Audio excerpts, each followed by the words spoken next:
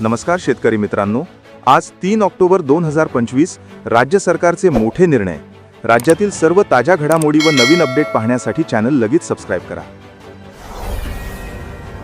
राज्यभरातून शेतकरी बैठकीला बोलवू, आंदोलन सुरू करू, जरांगेंचा इशारा. शेतकऱ्यांचा सरकारला गॅझेट काढण्यासाठी 15 दिवस ते 1 महिन्याचा कालावधी. शेतकऱ्याला न्याय देईपर्यंत मागे हटायचं नाही. शेतकऱ्यांच्या मागण्या पूर्ण होईपर्यंत माघार न घेण्याचा निर्धार व्यक्त. माझी बहीण मंत्रिमंडळात शेतकऱ्यांना, धनंजय मुंडेंची दसरा मेळाव्यातून मोठी घोषणा. कोणी जर हा विचार घेऊन काय संबंध, इथे आलेला प्रत्येक जातीपाती धर्माचा बाबांचा भक्त, मुंडे साहेबांचा अनुयायीला कोणी संपवू शकत नाही. 10 जन्म संपवता येणार नाही, धनंजय मुंडे वक्तव्य. शेतकऱ्यांसाठी मोठी बातमी. 8 ऑक्टोबर पासून राज्यातून मान्सून निरोप घेणार. पाऊस कधी थांबणार असा सवाल शेतकरी करत असताना अशातच एक महत्त्वाची बातमी समोर येते. 8 ऑक्टोबर पासून मान्सून राज्यातून निरोप घेणार. पूरग्रस्तांच्या मदतीसाठी 15 रुपये शेतकऱ्यांकडून नाही तर कारखान्यांकडून घेतले जाणार. शंभूराज देसाईंची माहिती. पूरग्रस्तांच्या मदतीसाठी उसाला प्रतिटन 15 रुपये हे शेतकऱ्यांकडून नाही तर कारखान्यांकडून घेतले जाणार असल्याची माहिती मंत्री शंभूराज देसाई यांची माहिती. एपीएमसी फूल बाजार झेंडूनं बहरलं. शेतकरी तोट्यात आणि ग्राहकांच्या खिशाला कात्री. दसऱ्यानिमित्त एपीएमसीसह शहरातील फूल बाजार झेंडूनं बहरले. मात्र दरवाढीनं सर्वसामान्य ग्राहकांच्या खिशाला कात्री. मुसळधार पावसामुळे नाशिक, पुणे, सांगली, कोल्हापूर आदी जिल्ह्यांतील झेंडू पिकांचे 30 ते 40% नुकसान. अतिवृष्टीनं द्राक्षबागांचे नुकसान. शेतकरी आक्रमक, वनिता नदीत उतरून आंदोलन. नाशिक जिल्ह्यात मागील आठवड्यात झालेल्या मुसळधार पावसामुळे द्राक्षबागांचे देखील मोठे नुकसान झाल्याने द्राक्ष उत्पादक शेतकरी मोठ्या संकटात. सरसकट पंचनामे करण्याची मागणी. गेवराई तालुक्यात झेंडूला कवडीमोल भाव. अतिवृष्टीमुळे शेतकऱ्यांचे लाखोंचे नुकसान. अनेक शेतकऱ्यांकडून धार्मिक हंगाम लक्षात घेऊन मोठ्या प्रमाणात झेंडूची लागवड, मात्र पदरात निराशाच.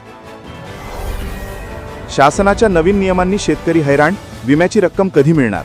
राज्य शासनाने पीक विम्याचे निकष बदलल्याने शेतकऱ्यांवर मोठे संकट. बीड जिल्ह्यातील सुमारे 5.90 लाख हेक्टरवरील पिके अतिवृष्टीमुळे बाधित. आता भरपाई कापणी प्रयोगानंतरच ठरणार. पूर्वीप्रमाणे 25% आगाऊ रक्कम मिळणार नसल्याने शेतकरी अधिकच अडचणीत. अतिवृष्टीत सोयाबीन पिकाची दयनीय अवस्था. हातातोंडाशी आलेला घास निसर्गाने हिरावला. शेतकरी नेस्तनाभूत होऊन यातून आता सावरायचे कसे? त्यातच शासनाकडून संपूर्ण वाया गेलेल्या पिकापोटी अतिशय तुटपुंजे अनुदान. माथी प्रति गुंठा 85 रुपये अनुदानातून शेतकऱ्यांचे भागेल काय? पालकमंत्री गुलाबरावांचा शब्द हवेतच विरला. उन्मेय पाटील विमा कंपनी विरोधात पुन्हा मैदानात. जळगावच्या शेतकऱ्यांच्या आक्रोश मोर्चाचे राजकारण अद्यापही सुरूच. पालकमंत्री गुलाबराव पाटील यांचा मदतीचा मुहूर्त टळला. पुन्हा एकदा विरोधक सक्रिय. दुष्काळग्रस्त शेतकऱ्यांना शासनाने भरीव मदत करावी. माणिकराव ठाकरे. विदर्भातील शेतकऱ्यांना आर्थिक मदतीची गरज. पुरामुळे शेतकरी अडचणीत. अतिवृष्टीनं शेतकऱ्यांच्या शेतातील पिके पूर्णपणे वाहून गेली. त्याचबरोबर जमिनी देखील खरडल्या. पश्चिम विदर्भातील शेतकऱ्यांना शासनाने हेक्टरी 50,000 तसेच खरडून गेलेल्या जमिनीचे 1 लाख ते 5,000 रुपये अशी नुकसान भरपाई द्यावी. शेतकऱ्यांना दिवाळीपूर्वी मदत मिळणार का? अतिवृष्टी अहवाल विभागाकडे दिल्यानंतरच होणार मदतीसाठीचा शासन निर्णय. राज्यात अतिवृष्टीमुळे झालेल्या नुकसानीच्या पंचनाम्यांना सुरुवात. तरी नुकसानीचे मोठे क्षेत्र असलेल्या जिल्ह्यांमध्ये पंचनामे पूर्ण करण्यास किमान 2 आठवड्यांचा अवधी लागण्याची शक्यता. अहवाल मदत व पुनर्वसन विभागाकडे दिल्यानंतर मदतीसाठीचा शासन निर्णय जारी करण्यात येणार. अन्यथा महाराष्ट्रात निवडणुका होऊ देणार नाही. मनोज जरांगेंनी सरकारविरोधात पुन्हा थोपटपले दंड. ऊस उत्पादक शेतकऱ्यांकडून 15 रुपये घ्यायचे नाही. मंत्री, नेते, उद्योगपतींकडून पैसे घ्या.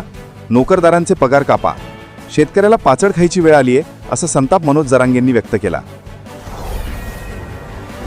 पत्नीचे दागिने मोडून तरुण शेतकऱ्याने पूरग्रस्तांना मदत. माटाळा येथील ज्ञानेश्वर शिंदेंचे होते सर्वत्र कौतुक. राज्यात पूर परिस्थितीमुळे शेतकऱ्यांचे मोठे नुकसान.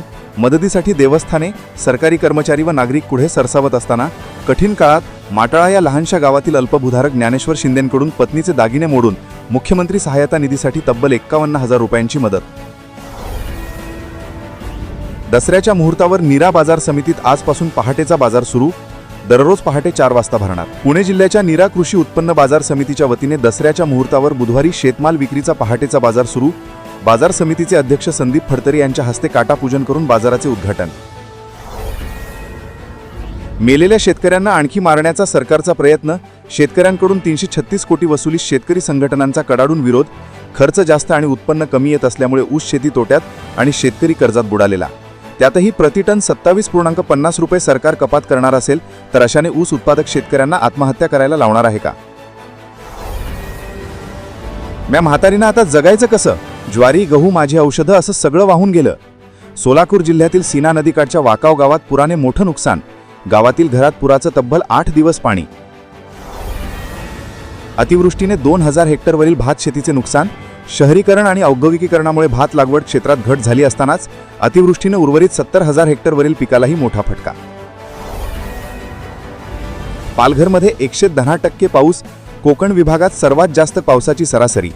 कोकण विभागात पालघर जिल्ह्यात सर्वाधिक 255 मिमी म्हणजे 110.60% पावसाची सरासरी नोंद, तर संपूर्ण विभागात सरासरीपेक्षा कमी 97% पाऊस. एपीएमसीला पावसाचा फटका. भाज्यांच्या दरात 30 ते 40% वाढ. मुंबई एपीएमसीतील व्यापाऱ्यांच्या मते भाज्यांचे दर 20 ते 25% वाढले. पालक, कोथिंबीर, मेथी, पुदिना यांसह टोमॅटो, कारली, भेंडी यांचे दरही 30 ते 40% वाढले. अशाच राज्यातील ताज्या सर्व घडामोडी पाहण्यासाठी चॅनल लगेच सबस्क्राईब करा. धन्यवाद.